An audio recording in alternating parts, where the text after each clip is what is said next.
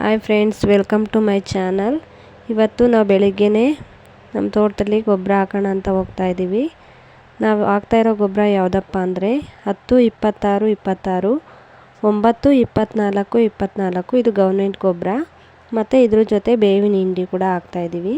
ನಾವು ಫಸ್ಟು ಇದು ಗೌರ್ಮೆಂಟ್ ಗೊಬ್ಬರ ಎರಡನ್ನೂ ಈ ರೀತಿ ಮಿಕ್ಸ್ ಮಾಡಿಕೊಂಡು ಒಂದು ಬಕೆಟ್ಗೆ ಹಾಕ್ಕೊಂಡು ನಾನು ಹಾಕೋದಕ್ಕೆಲ್ಲ ರೆಡಿ ಮಾಡಿಕೊಂಡೆ. ಈ ರೀತಿ ಎಲ್ಲ ಒಂದು ಬೌಲಲ್ಲಿ ನಾವು ಅಳತೆ ಮಾಡಿ ಇಟ್ಕೊಂಡಿದ್ವಿ. ಅದು 500 ಗ್ರಾಮ್ ಹಾಕಬೇಕು.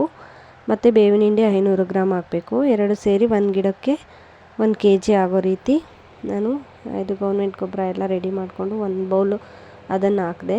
ಮತ್ತು ಬೇವಿನ ಹಿಂಡಿ ಕೂಡ 500 ಗ್ರಾಮ್ ಹಾಕಬೇಕು. ಅದನ್ನು ಕೂಡ ನಾವು ಒಂದು ಬೌಲಲ್ಲಿ ಅಳತೆ ಮಾಡಿ ಇಟ್ಕೊಂಡಿದ್ದೆ. ಅದು ಪದೇ ಪದೇ ಅಳತೆ ಮಾಡೋಕ್ಕಾಗಲ್ಲ ಅಂತ ಹೇಳಿ ಅದು ಕೂಡ ಒಂದು ಬೌಲ್ ರೆಡಿ ಮಾಡಿಕೊಂಡು ಅದರಲ್ಲಿ ಒಂದು ಬೌಲ್ ಹಾಕ್ತಾಯಿದ್ದು.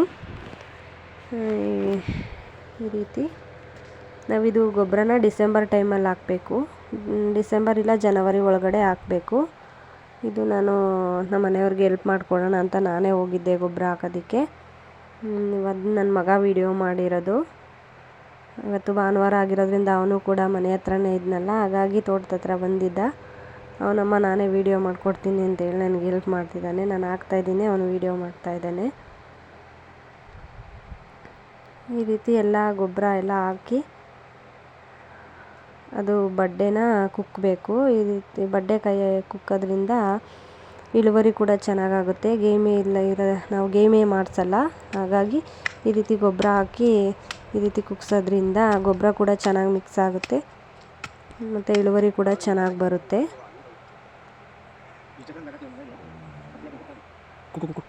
ಅವ್ರ ಜೊತೆ ಮಾತಾಡಿಕೊಂಡು ನಾವು ಈ ರೀತಿ ಕೆಲಸ ಮಾಡ್ತಾಯಿದ್ವಿ. ಕೆಲಸ ಮಾಡೋ ಮಧ್ಯೆ ನನ್ನ ಮಗಳು ಕೂಡ ಎಂಟ್ರಿ ಆದಳು. ಇವತ್ತಿನ ದಿನ ಹೀಗಿತ್ತು ಫ್ರೆಂಡ್ಸ್. ನಿಮಗೆಲ್ಲ ಈ ವಿಡಿಯೋ ಇಷ್ಟ ಆದರೆ ಲೈಕ್ ಮಾಡಿ, ಪ್ಲೀಸ್ ನನ್ನ ಚಾನಲ್ನ ಸಬ್ಸ್ಕ್ರೈಬ್ ಮಾಡಿ ಆ್ಯಂಡ್ ಸಪೋರ್ಟ್ ಮಾಡಿ.